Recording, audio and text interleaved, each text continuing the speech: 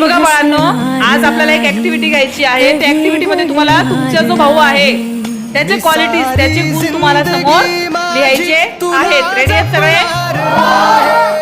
मी सारी जिंदगी माझी तुला जपणार आहे. मी सारी